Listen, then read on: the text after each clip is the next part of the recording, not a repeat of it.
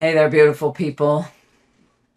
So, today we're going to talk about my grief closet. And what is a grief closet? Like, seriously, is that even a real term?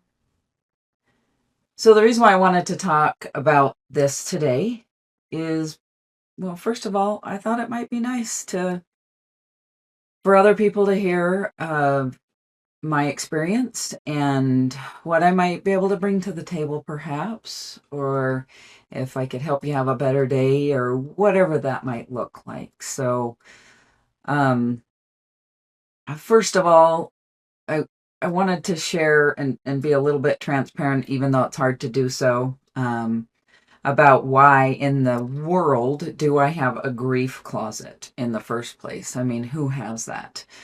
Um, So, just like all of us, death is truly a part of life, and I'm not discounting how hard that is, but boy, I've sure learned that it is really, truly part of life. If you love, then you get to experience death in some way of family members, friends, whatever that might look like.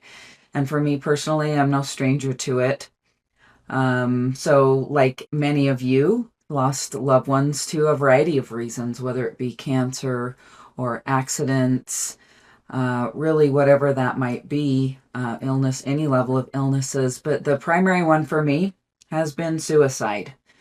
I have now buried four brothers who have taken their own life, and that has caused a tremendous amount of pain and grief, and I'm sure you can imagine.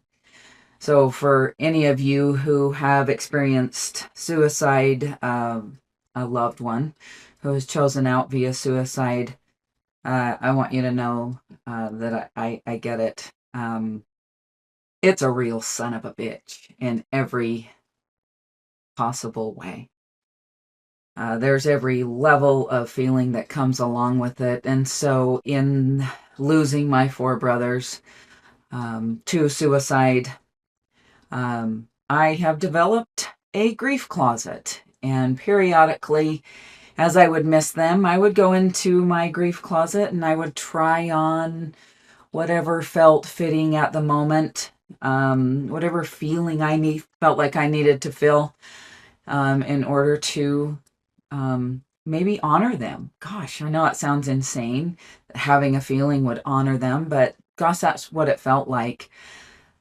The one that came on the most or that I wore the most was shame. Shame of losing four brothers to suicide. How in this hell is that even possible? And so I just would carry that around and wear it, that unbelievably heavy pain. And I've over the years, and especially since learning about my blueprint and applying that in a thousand different ways, I've discovered a unique skill that I have as an individual that was given to me as part of my blueprint, and that is being able to delve into the dark side in order to transform that darkness into light. And I've been able to do that for myself, and I have that ability to help other people. And I want to say, first of all, I am not a therapist in any way, shape, or form. So just be super crystal clear on that. But I have discovered that in my life and in my experiences, I have experienced a tremendous amount of darkness. And in all of that darkness, finding my own path that I get to create.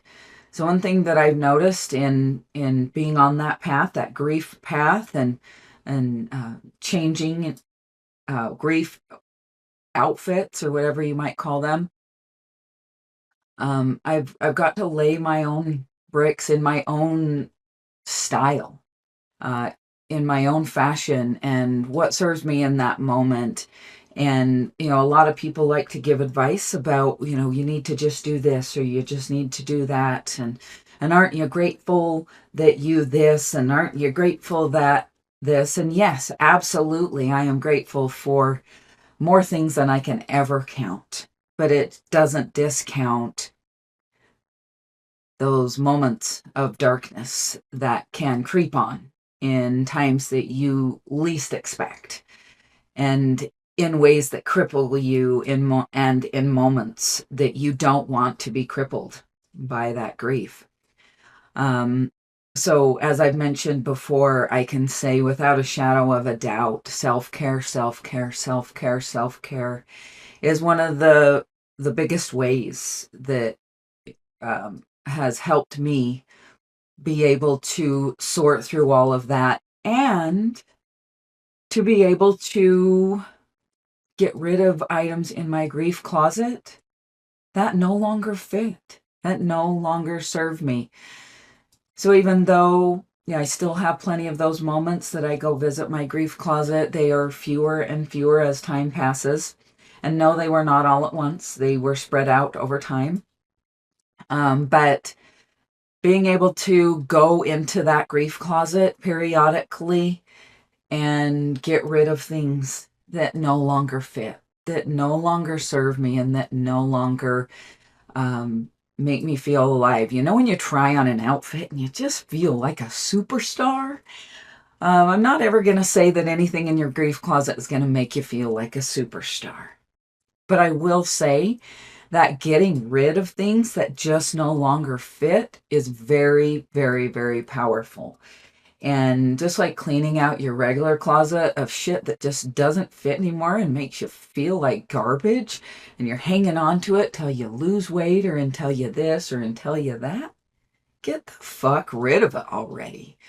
And the same thing goes, if you're carrying around grief about this or that, when and if you are ready, and you know damn well when you're ready, get the fuck rid of it.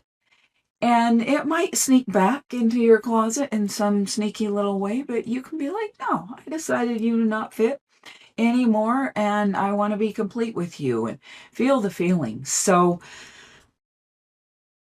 my big message today is you do you.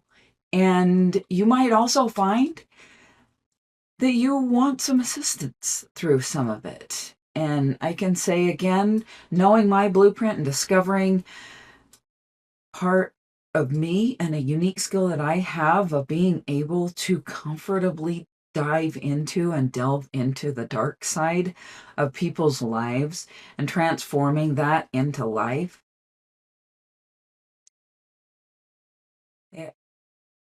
It's a big one. And gosh, I told myself I wasn't going to cry doing this video, but let me help you do it. And let me help you find your blueprint when you're ready. And so, yeah, just love to you, and take care of yourself, and you do you. So there you go. Till next time.